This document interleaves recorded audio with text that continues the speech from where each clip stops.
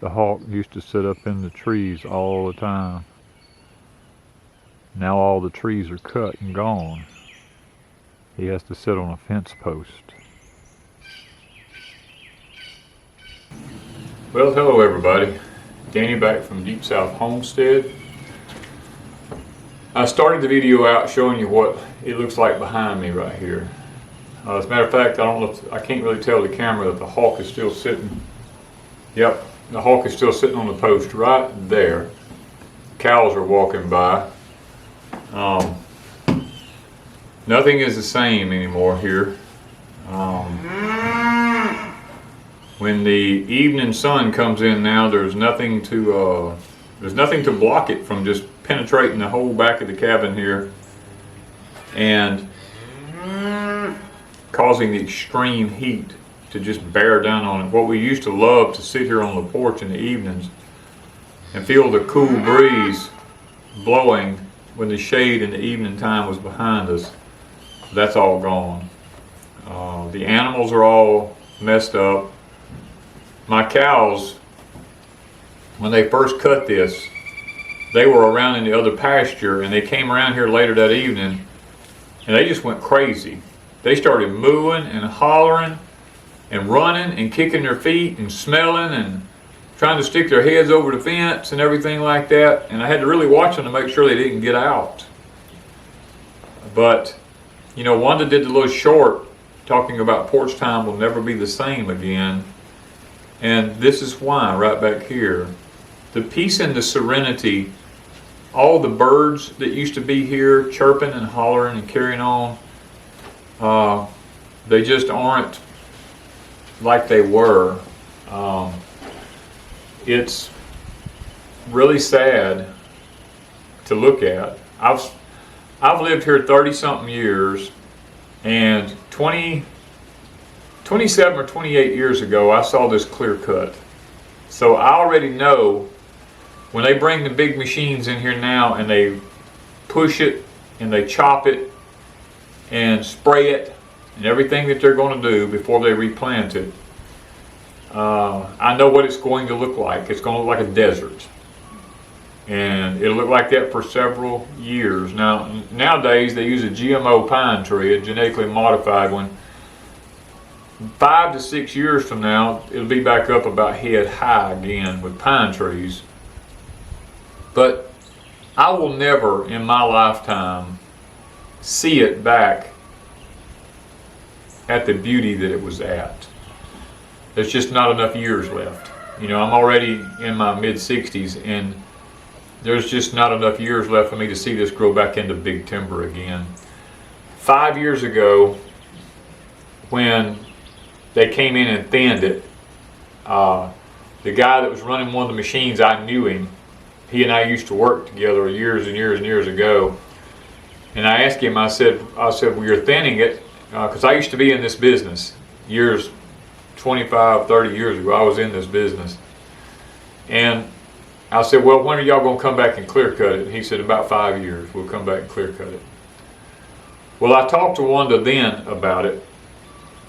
And I said, look, we've got to start making some decisions because they're going to come clear cut this in 5 years. And that's why we went looking for other property. Because we knew at some point our peace and serenity at our age would come to an end back here. And we needed an alternate place to be able to have the peace that we were used to having here. Because we have a neighbor over here and we have a neighbor right here beside us, and you know, this was really, there's 7,000 acres back here that's just really was just woods. Well, you know, if you look in scriptures, Scripture tells you, woe unto those that join house unto house and field unto field, that they be found no place, that they may be alone in the earth anymore. And that's where we're at. You're probably going to hear this right now, what I'm talking about. They just cranked up a big stereo system over here from us. I'm shooting this on Father's Day. So with this big stereo system and big speaker system going on over here, I'm probably going to go inside. Because see what I'm telling you, now that the timber's all gone, everything carries long distances. And it really is heart-wrenching. But God was good to us. I mean, we looked everywhere. We've told you guys, we looked all the way from Missouri, Tennessee, Arkansas, Mississippi, Alabama. And finally, when we give up, the Lord opened the door for us at Pecan Grove. And we was able to purchase it. It's all land. And we're actively clearing it. We've had a well drilled now. It had a little well on it, but it's a little small well. We had to have a water source for the cows over there, so we drilled another 4-inch well for them. And there was a pond on it that we had reworked and had it really enlarged way bigger. And the dam built a lot bigger and all that kind of stuff. And we restocked it with fish, just so that we could have some peace and serenity in our old age because of what's happened here. We don't own the land, and there's absolutely nothing we can do about it. That's one of the things that you have to take into consideration when you purchase a piece of property, is the land that surrounds you. When I bought this, there was nobody out here but me. And I was trying to buy up as much of it as I could, so I would have my peace and serenity. And there were some underhanded things took place, and I lost a good deal of the property that I was going to purchase because there was just some shady stuff happened. Let's just put it that way. And I wasn't able to purchase a lot of the land that I wanted to purchase here around me. And so, guys, be careful about what you buy and everything. And we're used to peace and quiet. And the problem is, we have people that's moved in around us now from the cities. They don't understand peace and quiet. They're gone on a job all day long. And when they come home on the weekends, like these loud stereo systems and speaker systems and all that's going on over here, luckily they turned it off right now. They don't understand what it means to be quiet. They cranking up loud exhaust systems on four-wheelers, and there's screaming and hollering and all kinds of stuff going on all the time. And people they don't understand what it means to have peace and quiet. That's the reason that verse I just quoted to you from the Bible, Christ said, "Woe unto those." Woe unto those that join house to house, subdivisions, field unto field, that they be found no place in the earth, that they may be alone. You hear the hawks behind me? The hawks were nesting in these big tall pines that were back here. And now their nests are gone. And they have nowhere to have a nest at. They're coming over onto my property here now because they got these big oaks over here. And I suspect if they have time, they will make a new nest over here, because I don't know, they probably destroyed their babies or whatever whenever they logged back here. But I did this kind of work for 15 years. And when I was a young adult, right out of school, didn't think anything about it because it was a living. That's what my family always done, was loggers. And I come to a point one day, I said, I can't keep doing this. I'm tearing up the earth. Now I know it's a renewable resource, and I understand that. And if it's off out in the wilderness somewhere, where it's not affecting people living by it, that may be one thing, but I have destroyed some of the most beautiful land on the face of this earth with big timber. And my heart got broken when I got to a certain age because I wanted a place of my own. And when I realized, when I went to looking for places of my own that had big, beautiful timber and, you know, peacefulness and quietness and all that, there were no places hardly. They had all been logged by people like me. And I said, I got to quit this. And I did. And as Wanda and I here, the last 5 years of our life, have been looking for another piece of property, everything that we found was either cut over, had been cut in the last 10 years, replanted property, or just pastures and fields and stuff like that. We just weren't happy with nothing we were finding because all of the land had been destroyed in some form or fashion.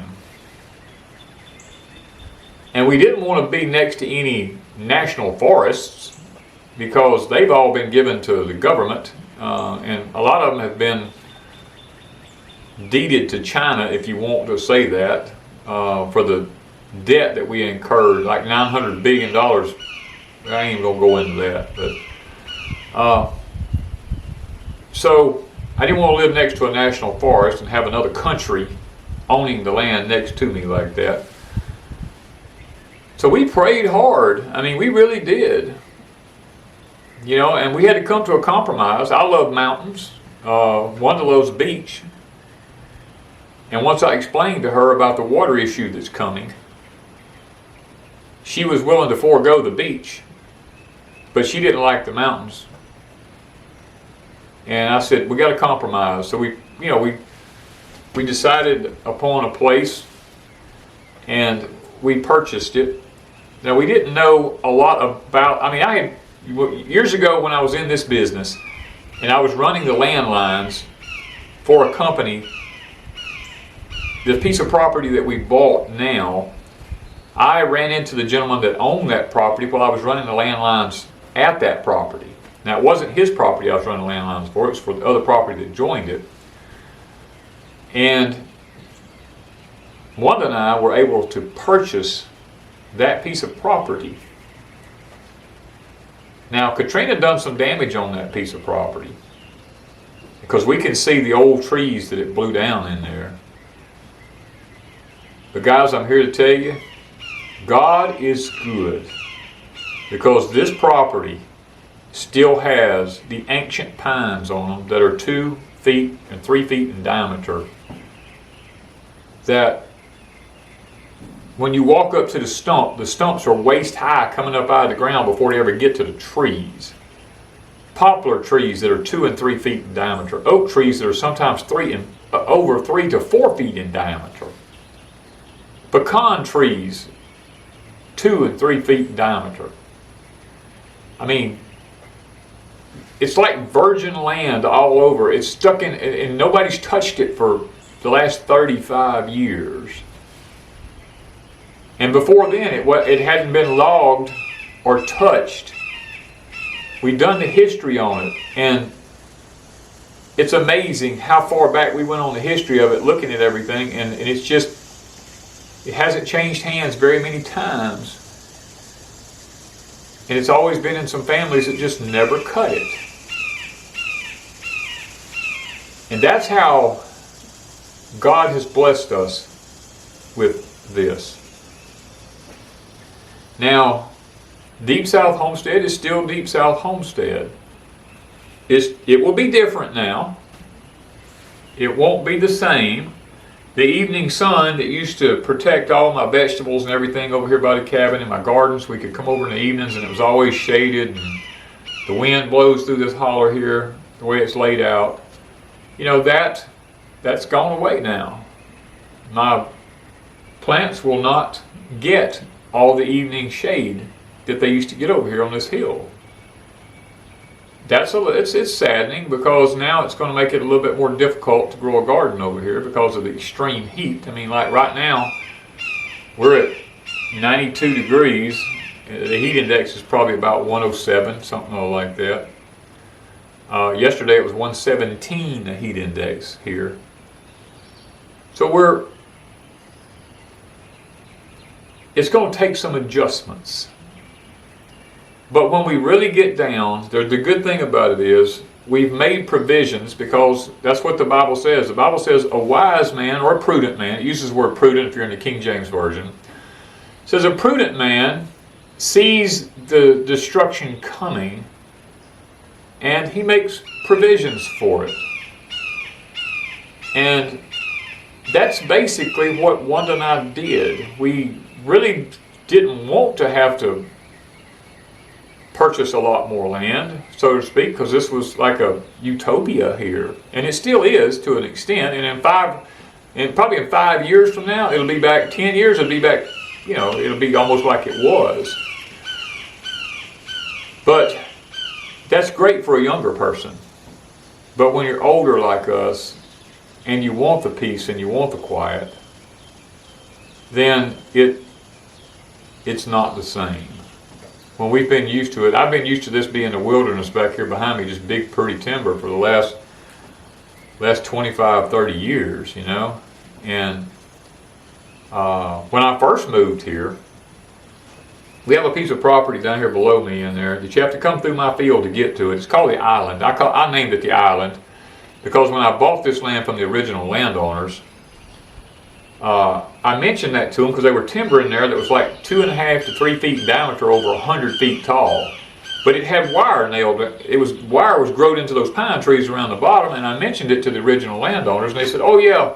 These ladies were in their 90s, and they said when we was a little girl, Papa, that island in there was the old.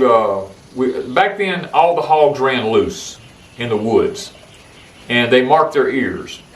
And said in the fall, Papa would, that was all fenced in, and he would put corn in there, and all the pigs they'd find the corn, and they would come back, and he would finally get them all rounded up in there and get them locked up. And she said, and that's what we would kill a pig or two a couple of pigs for the winter, and that was where our pig pen was for the pigs. That's why all that wire is nailed in them big old giant pines. And I was like, oh. Well, I come home from work one day, and all this behind me back here was big, beautiful timber, just pine straw on the ground all behind me. It wasn't weeds like it is in bushes now. It was just pine straw everywhere. It was like going to a park, and big old pine trees, you know, 1 to 2 foot in diameter everywhere. I come home from work one afternoon, and when I drove up, I looked, and all this timber was gone. Just like it is now. It was just gone. And I jumped in my truck and I ran back here and I said, what in the world? And they had logged it while I was at work that day. And they had took big machines that went in here behind me in the swamp back here, and they built a road across that swamp. And they went in there and cut them big giant pines down that had the wire nailed to them, and they cut the wire off the bottom and left the blocks of wood laying there. And that whole island, they cleaned it up in there, and it was horrible. But they had built a road across that swamp, and they'd stopped it all up with timber and piled timber and junk in there, put dirt over it and drove across it. Well, there come a rainstorm and it backed up all in my property up in here and everything. And I finally got a hold to the landowners, and they said, well, we're going to send a track hoe out. And they sent a track hoe out, and they dug all that out and piled a big dam across down there where the water could flow back through the branch again. And it's been that way now for almost 30 years. And of course, the timber had rotted, and now it's just a big bank of dirt. But I've got to see this twice in my life. And I remember from the last time how it was. And I'm not happy. You know, yeah, I know I don't own the land. And any land that I own, I will not cut it. I just won't do it. I mean, I just don't want to cut my timber. And I have lots of timber. Yes, the storms may blow a lot of it down, and if they do, then we'll take what's blowed down. But as far as just going in and clearing land and cutting the timber, I will not do it. Even though I know it's worth a ton of money, I probably have $500,000 worth of timber. But I'm not going to cut it. The money doesn't mean that much to me. What means something to me is to look at God's creation and to say, this is just magnificent. To see the beauty of the woods, to see nature at its finest, to see God. I mean, that's what is missed when he says, woe unto those that join house unto house and field unto field, that they be found no place on the earth that they might be alone. It's the simple fact that it's not that you just are with people bothering you all the time, making noise and all that kind of stuff. What it is, there's no time, there's no place you can be with God. God says to be still and know that I am God.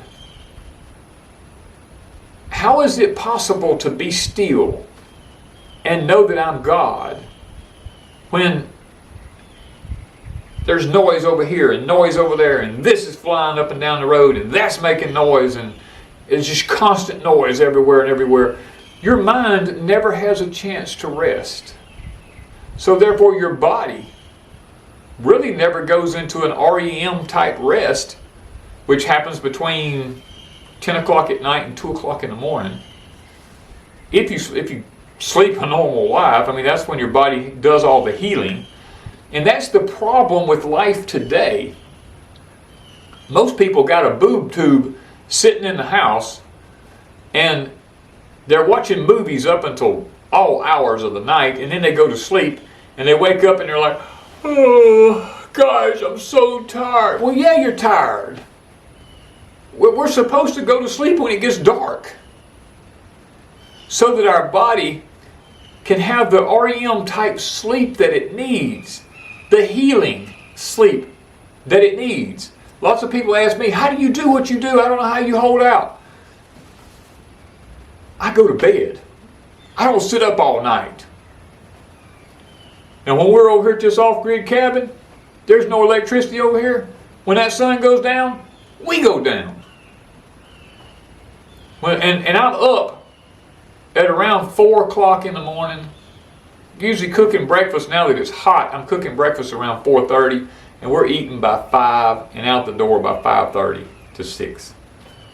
Because by the time it gets to be dinner time, the heat here is so oppressive that you almost can't handle it. I mean, I'm sitting here now just drenching with sweat because it's probably 105 to 107 heat index out here. But your body becomes adapted to it a lot better than it would if you just stay under air conditioning in a home all day long and you are subject to nothing but concrete and asphalt. Your body's not designed for that.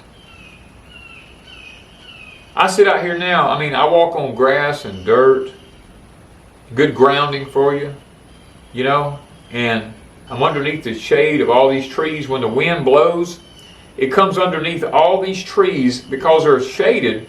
The breeze has a time to cool off before it makes it here, or used to. If you're out like right here now, there's no trees left. And that evening sun, when that wind starts blowing out of the west here, like it usually does, the air coming across here now is hot because there's nothing there to cool it off before it gets here anymore. So it's going to make the porch even that more oppressive for the next few years. Now, you know, I mean, what do we do about it? Well, Wanda and I, technically we have a bamboo shade right here behind me. It's up above us here. That, you know, sometimes in the summer times we'll let that down, and what little sun used to filter through the trees, that would catch it, and it would be just as cool up under here as it could be. I don't know now if that bamboo shade is going to do any good or not. We'll see. I kind of doubt that it will, because it's not really designed to block the heat. It's just designed to create a little bit of a barrier there. It breaks my heart listening to these hawks back here. I don't know if destroyed their babies and they're just like crying for them, or because there was a mama and a daddy back there all the time, and they had big nests up in the trees. I don't see them sitting on the fence post anymore, so they must have flew off. But guys, life is about more than possessions, money, these types of things. Life is about enjoying the creation that God has given us. So many people take vacations and they head to the mountains, to the national parks, and they rent a cabin. Why is that? Because they're looking for a place that they can be alone, be quiet, and just enjoy the beauty of nature. Why can't we live that way? You ever stop and think about that? We spend anywhere between $100,000 and $500,000 for homes that all we want to do is get away from. Wanda and I have created we don't take vacations. Wanda and I do not take vacations. We take staycations. That was the reason for building this off-grid cabin back here on the back of the property, was when we get tired of the life that we've been living, we could come back here and it was peaceful, it was quiet, no electricity. In the wintertime, we build a fire in the fireplace and we sit there and watch the glow of the fire all night long. And we fall asleep in front of it, you know. In the summertime, we come over here, we lift the windows up all the windows up. At night, we sleep with the windows up.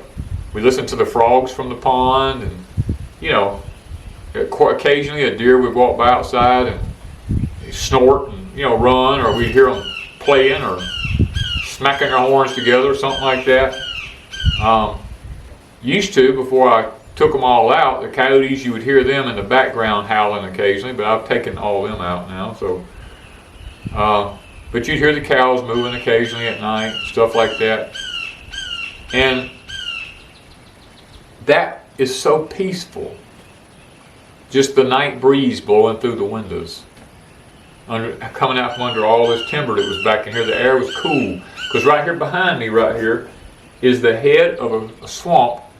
There's a stream that pours out of the ground right here, probably about 60 yards from me right here, that's about 2 foot wide and about a foot deep. It just comes out of the ground right there. Perfectly crystal clear water that's, as cold as any water that comes out of a refrigerator.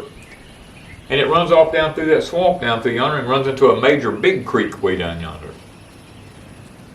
These are the kind of things that, brings peacefulness to the body. It brings healing.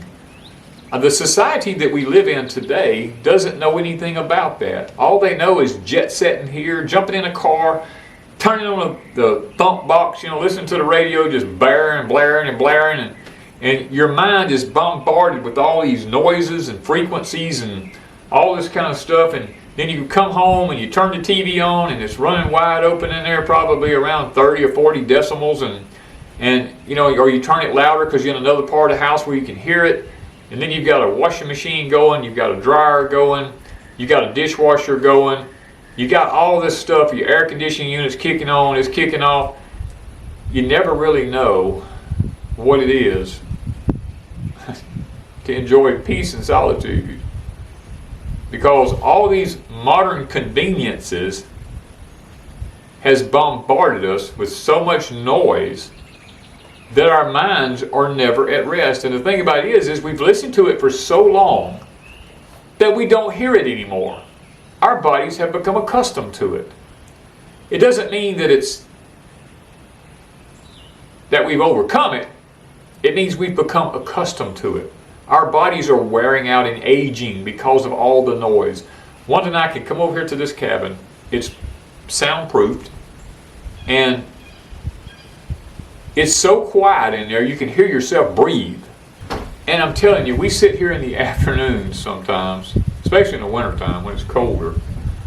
We'll pop some popcorn on this little outside stove I got right here, and we'll eat some popcorn, go in, we'll build a little fire, and the next thing you know, we're sound asleep, and we look at each other when we wake up and we go, what time is it? And I'll look at my watch and I'll go, it's 8:30. And we'll go, no!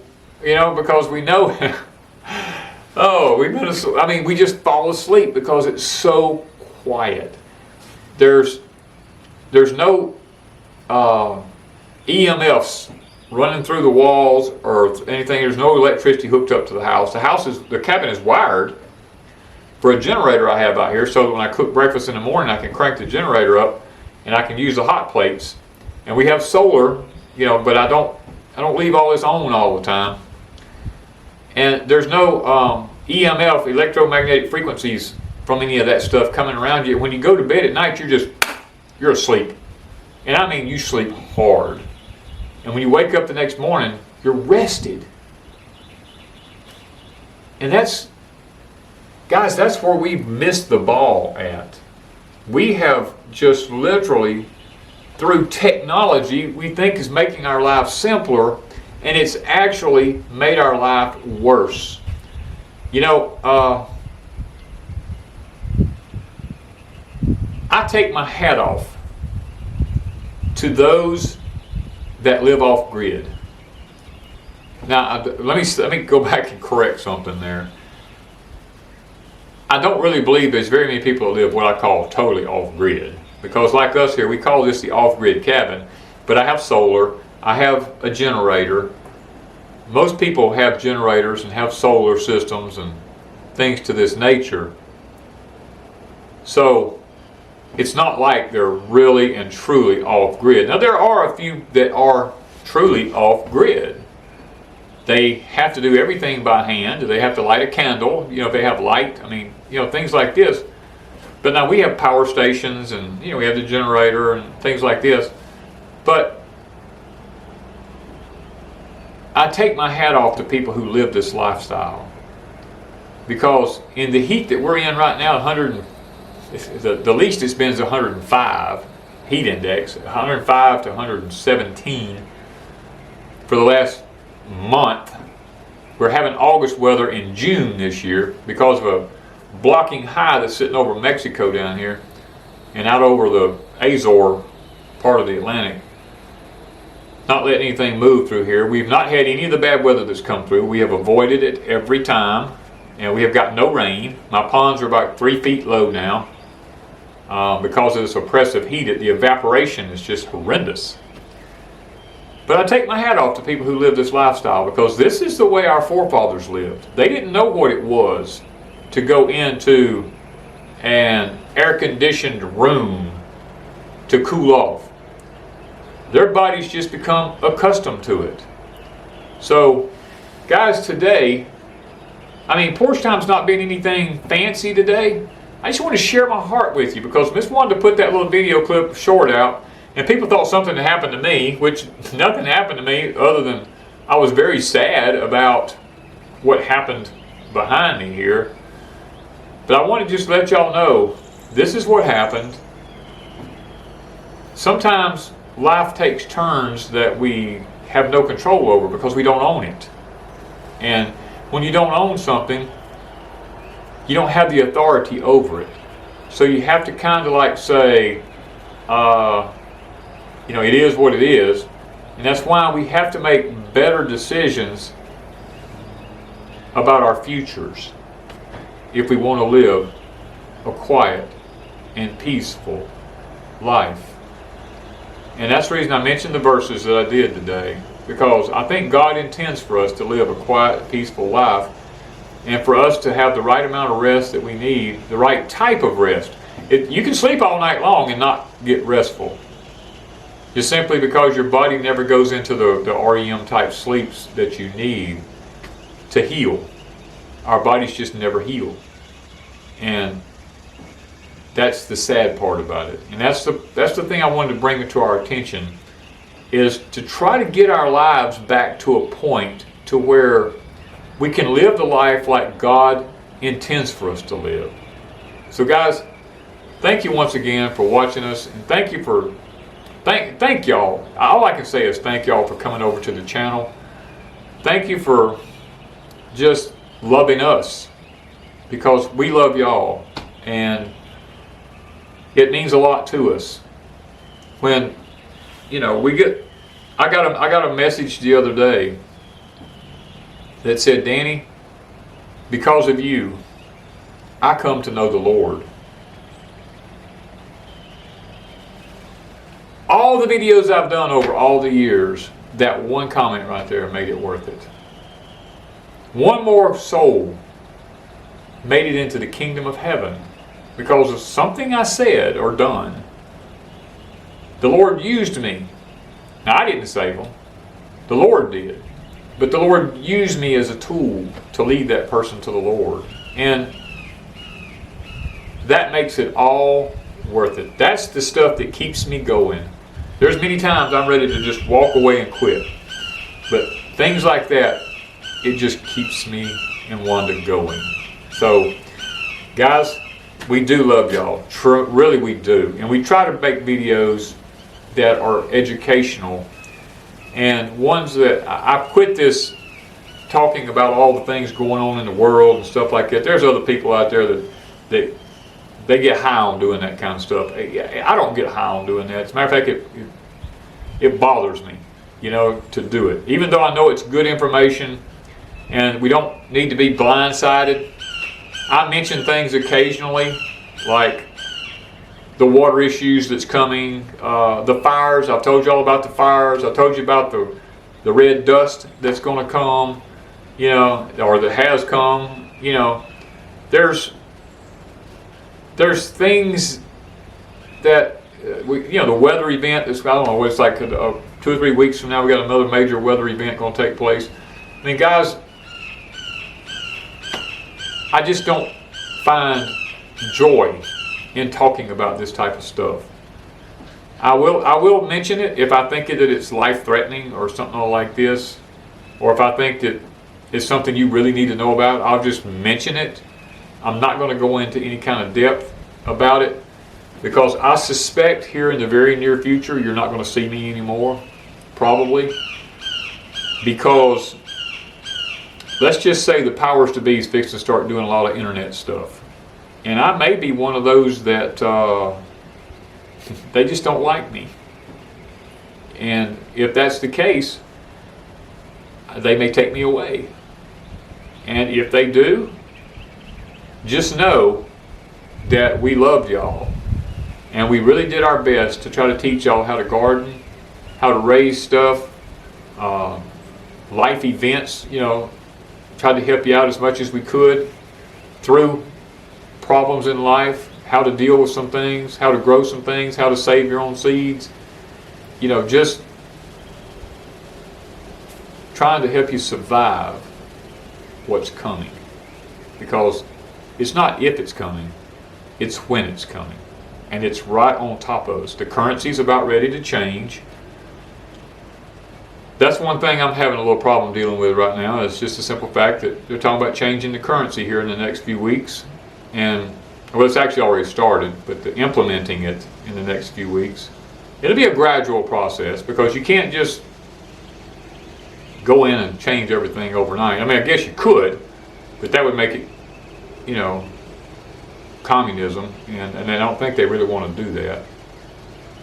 But I do look for things to change a lot here in the next, let's just say the next 5 or 6 months. I think we're going to see a lot of changes.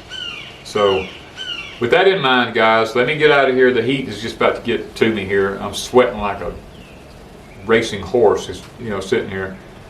And let me get back in where I can get cooled off, and at least get under a fan anyway, because I try not to stay under too much air conditioning, because it makes it where you can't stand the heat. But a fan, I do like to be under a fan. So we love you again, and we'll talk to you guys later.